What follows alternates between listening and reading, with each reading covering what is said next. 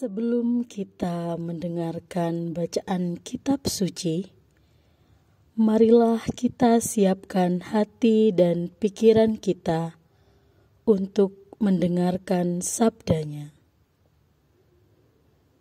Marilah berdoa. Allah Bapa yang Maha Kudus, kami bersyukur kepadamu karena Roh Kudus yang telah Kau curahkan ke dalam diri kami.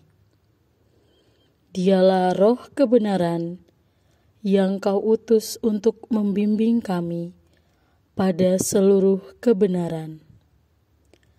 Kehadirannya dalam hati kami telah membuat kami menjadi bait kehadiran-Mu sendiri, dan berkat Dialah kami telah Kau lahirkan kembali menjadi anak-anak-Mu.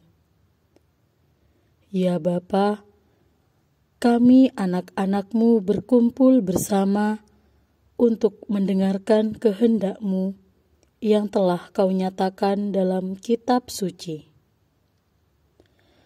Dahulu Engkau mengutus Roh Kudus untuk membimbing para penulis kitab suci untuk menyatakan kehendak-Mu dalam tulisan mereka.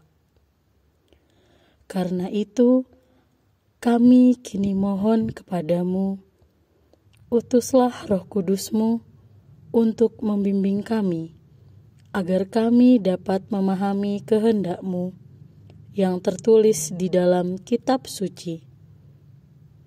Dengan perantaraan Kristus, Tuhan kami. Amin. Inilah Injil suci menurut Lukas. Dimuliakanlah Tuhan. Ketika genap pentahiran menurut hukum Taurat Musa, Maria dan Yusuf membawa anak Yesus ke Yerusalem untuk menyerahkannya kepada Tuhan. Seperti ada tertulis dalam hukum Tuhan, semua anak laki-laki sulung harus dikuduskan bagi Allah. Juga mereka datang untuk mempersembahkan kurban menurut apa yang difirmankan dalam hukum Tuhan, yaitu sepasang burung tekukur atau 2 ekor anak burung merpati.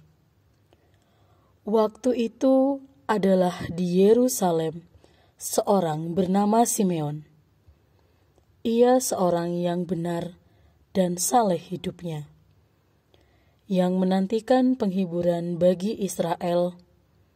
Roh Kudus ada di atasnya, dan kepadanya telah dinyatakan oleh Roh Kudus bahwa ia tidak akan mati sebelum melihat Mesias, yaitu Dia yang diurapi Tuhan. Atas dorongan Roh Kudus, Simeon datang ke bait Allah. Ketika anak Yesus dibawa masuk oleh orang tuanya untuk melakukan kepadanya apa yang ditentukan hukum Taurat. Simeon menyambut anak itu dan menantangnya sambil memuji Allah. Katanya, "Sekarang Tuhan, biarkanlah hamba-Mu ini pergi dalam damai sejahtera, sesuai dengan firman-Mu. Sebab mataku telah melihat keselamatan yang daripada-Mu, yang telah Engkau sediakan di hadapan segala bangsa, yaitu terang yang menjadi penyataan bagi bangsa-bangsa lain dan menjadi kemuliaan bagi umat-Mu Israel." Yusuf dan Maria amat heran akan segala sesuatu yang dikatakan tentang anak Yesus. Lalu Simeon memberkati mereka dan berkata kepada Maria, "Ibu anak itu, sesungguhnya anak ini ditentukan untuk menjatuhkan atau membangkitkan banyak orang di Israel dan untuk menjadi suatu tanda yang menimbulkan perbantahan. Dan suatu pedang akan menembus jiwamu sendiri, supaya menjadi nyata pikiran hati banyak orang. Ada juga di situ seorang nabi perempuan, anak Fanuel dari suku Asher, namanya Hana. Ia sudah sangat lanjut umurnya.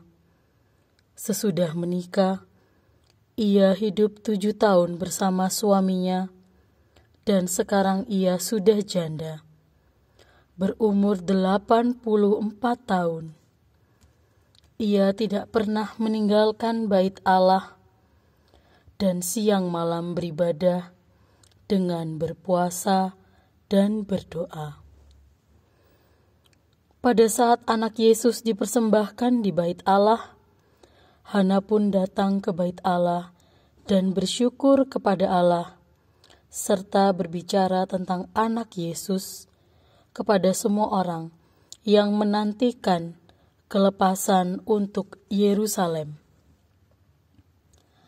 Setelah menyelesaikan semua yang harus dilakukan menurut hukum Tuhan, kembalilah Maria dan Yusuf serta anak Yesus ke kota kediamannya, yaitu Nazaret di Galilea.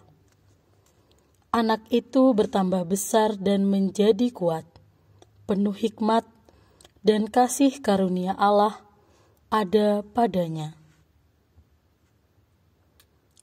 Demikianlah sabda Tuhan. Terpujilah Kristus.